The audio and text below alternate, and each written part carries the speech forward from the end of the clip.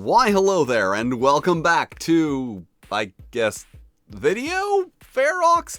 I don't really have a title or format for this particular kind of video I am doing right now. I mean, I have done a few videos on video games back before anyone watched my channel, but I thought it might be fun to talk about those and related topics,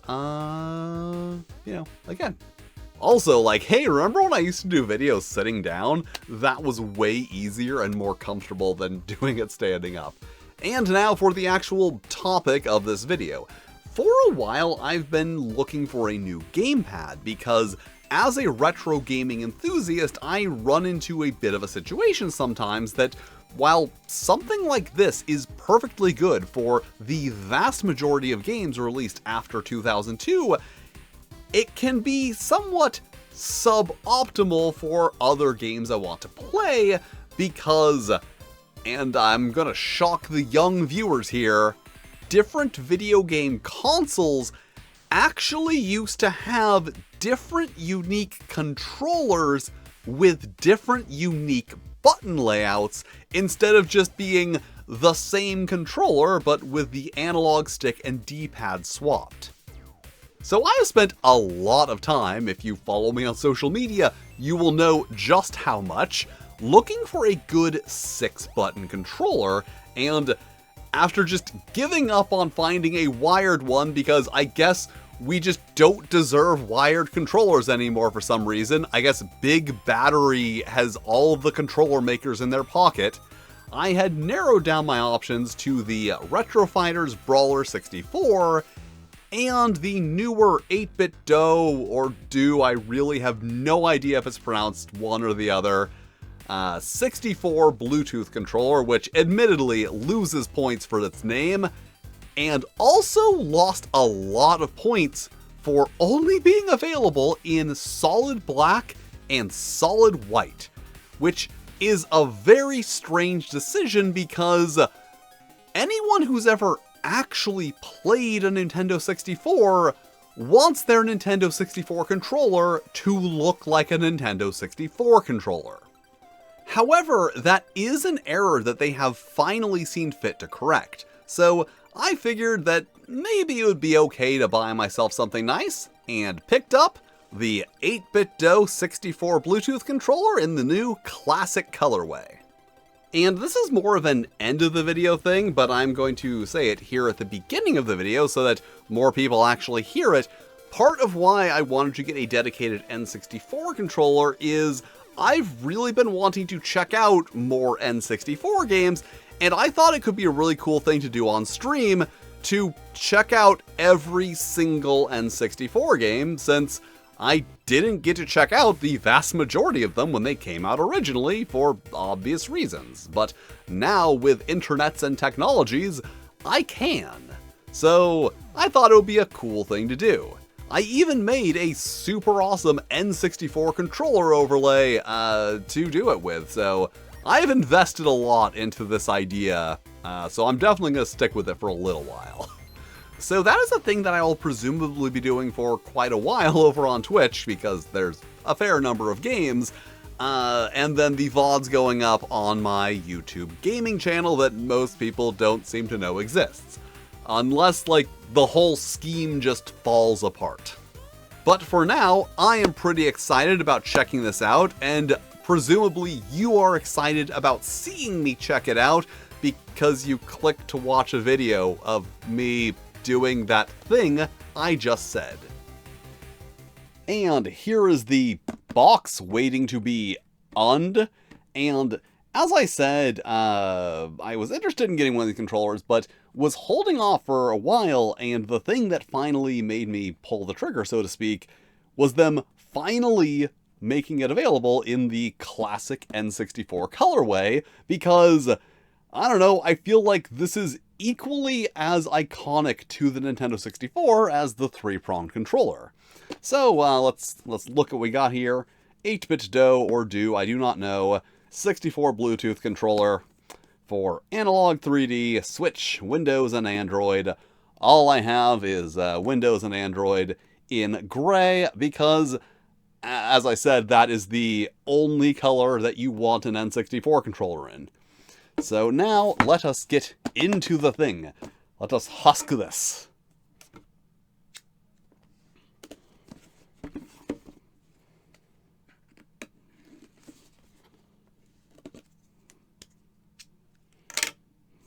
Alright.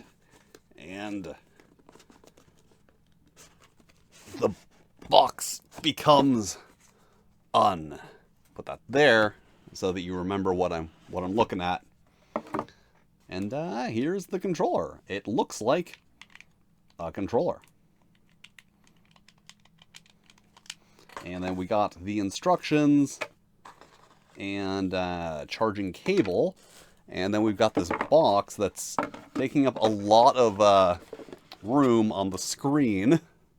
And now we don't have the box. The Z triggers, I think, are just buttons. I don't think they're actually triggers.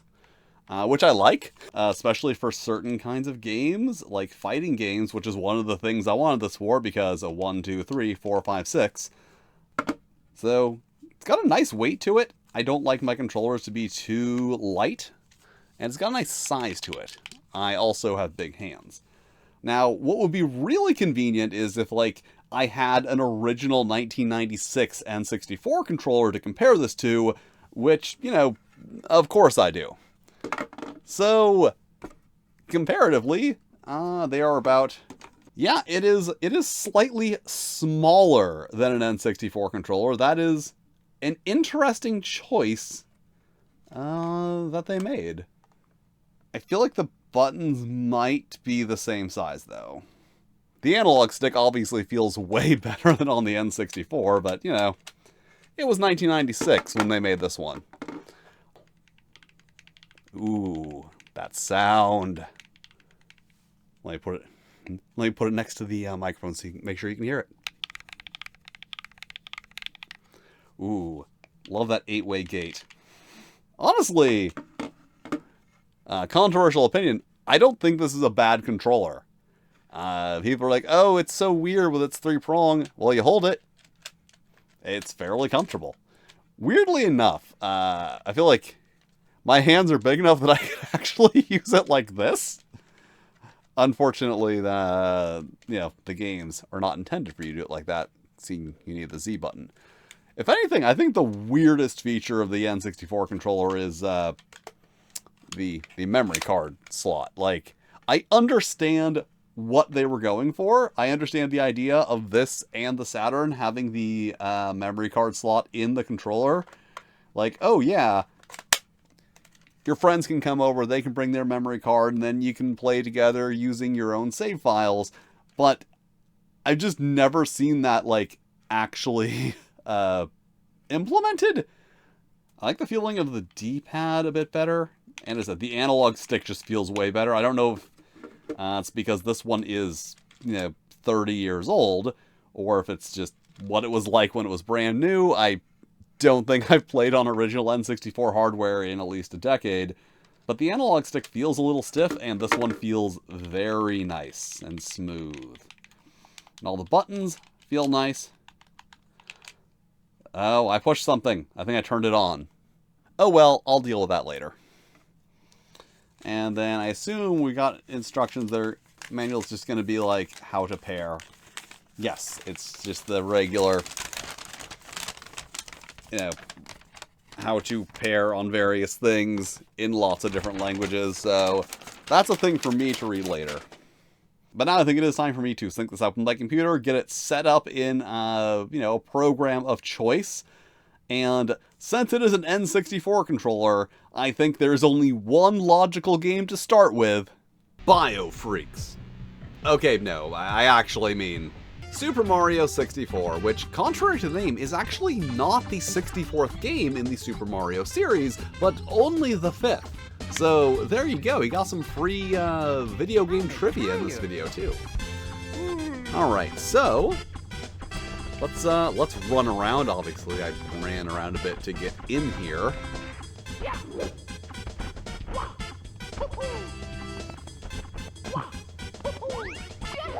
There's a bit of a can't be sure if I'm just not good at playing this game, because... So overall, it does control pretty good. And just the feeling of that octagonal gate on the analog stick is very familiar. Once again, I haven't actually played on original N64 hardware in 10 years, but this feels like what I remember playing Super Mario 64 to feel like. So it might actually be better, and actually emulating the nostalgia-tinted version of playing the game in my youth on original hardware. But, you know, this is like the most basic game we can possibly look at for testing a N64 controller. Let's look at something a little more advanced. Something like BioFreaks. For real this time. That's right, the edgiest game for the N64. So... Okay, I'm... Like, almost immediately, the D-pad does not feel as good as the analog stick. Like, it feels stiff and unresponsive.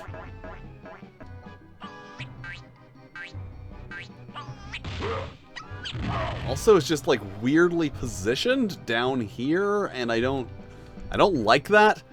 I know that there's a very large amount of people who smoke a lot of pot who think that the D-pad belongs here and the analog stick belongs here, but in reality, no. The D-pad goes here and the analog stick goes here because you can move the analog stick a lot easier and it's higher, so that puts it in a better position versus the D-pad where you want to have a proper grip on it. Even the original N64, the D-pad is in a very comfortable position right here, you know, right there in your hand. But this thing has you reaching over here to get the D-pad. So that's the thing I don't like. I also don't like playing fighting games with the analog stick. There we go. I was able to execute an arm rip-off move because this is BioFreaks. And that's what you do. You rip off people's arms because it's BioFreaks and it's extreme and edgy in 1997 or 8. I forget which. Like I keep defaulting to the analog stick because that's where the D-pad is supposed to be, and it's just a little uncomfortable. Even compared to the original Nintendo 64, I feel like the D-pad is the tiniest bit smaller, and the little concave area around it is definitely smaller, which doesn't give your thumb a place to rest when you're trying to push the buttons. This is a game that, you know, that you play with analog sticks. So let's see who.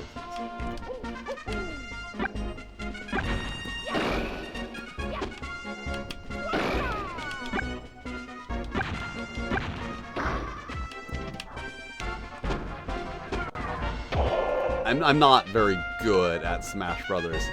Honestly, at this point, I can't tell if the controls are a little floaty or I'm just bad at Smash Brothers. Okay, so, you know, with a little time to get back into the groove, it does control okay. So far, no problems with anything that uses the analog stick. But you know what? I've been testing this on a lot of N64 games because presumably that's what 90% of people want this for. But what if you wanted to use it to play other games? That is possible. So why don't we give it a bit of a test on you know, the go-to for testing a controller. A modern AAA fighting game, the overall benchmark for a controller's quality because fighting game people are insane about their controller quality. So, I will say, It took me a very long time to actually get this set up because I had to go into the Steam settings, and as you may know, Steam does not acknowledge the existence of anything other than a PlayStation or a Xbox controller. So I had to remap all the buttons to this in Steam to what I wanted them to be. Then I had to go into the game setting and map the mapped buttons to what I want. But I eventually got it working, and there we go. If you're willing to put the work into it,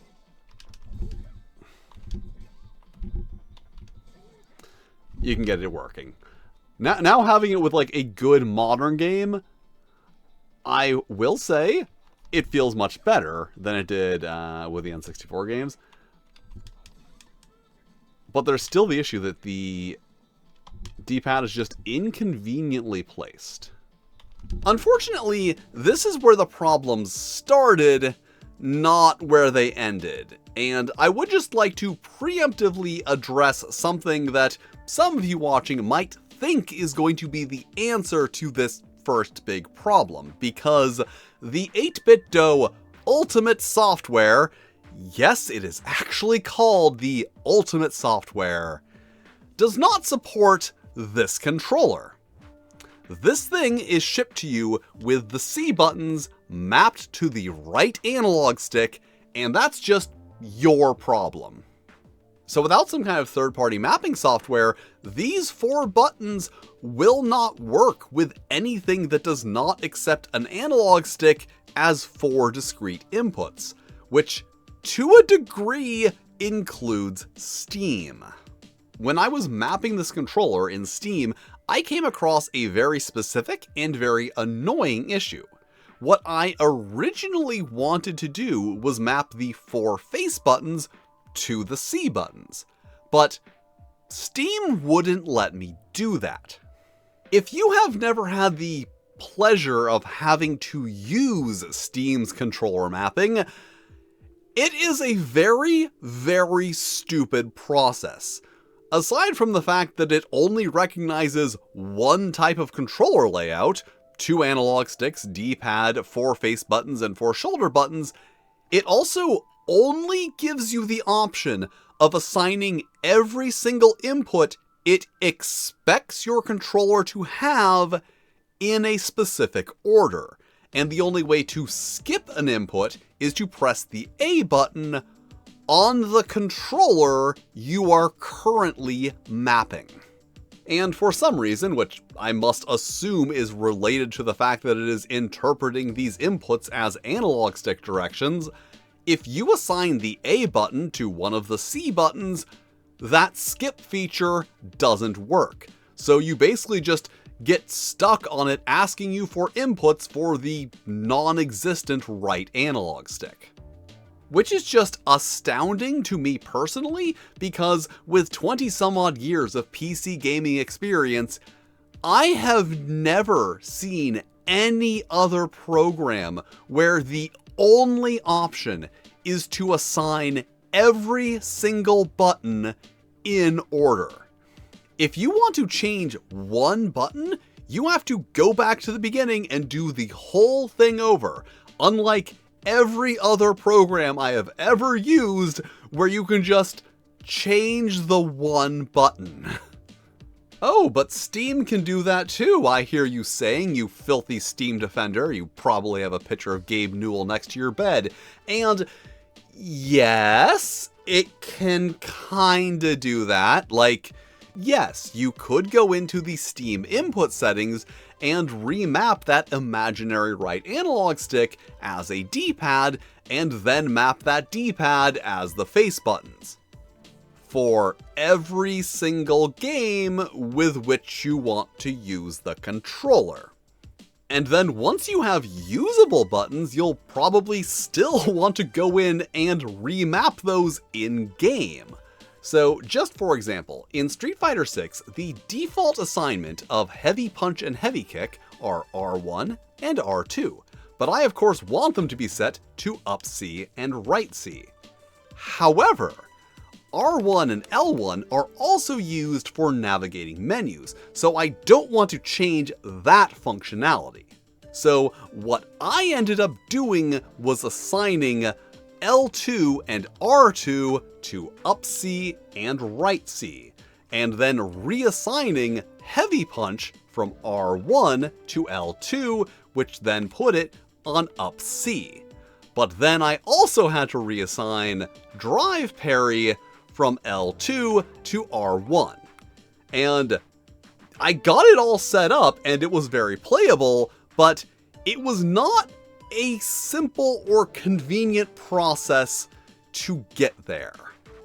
So basically, to make this controller work on Steam, you will have to go in and remap the buttons on as many as 3 different layers, 2 of which are on a per game basis. Which brings me to the second problem. Yeah, all of that was just the first problem. And the second problem is something of a compatibility issue.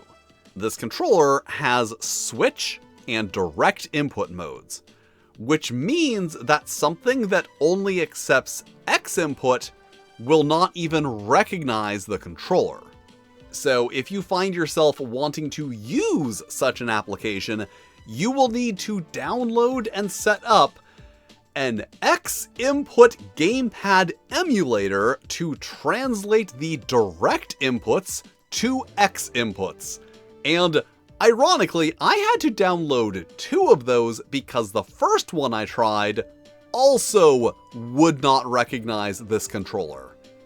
And worth noting, that software does also do button mapping, so it does kill 2 birds with 1 stone, but also they are 2 birds that you really shouldn't need to kill in the first place. But I've been talking for a long time, and you are probably ready for me to just get to the verdict. Is this a good controller? And the answer is very complicated.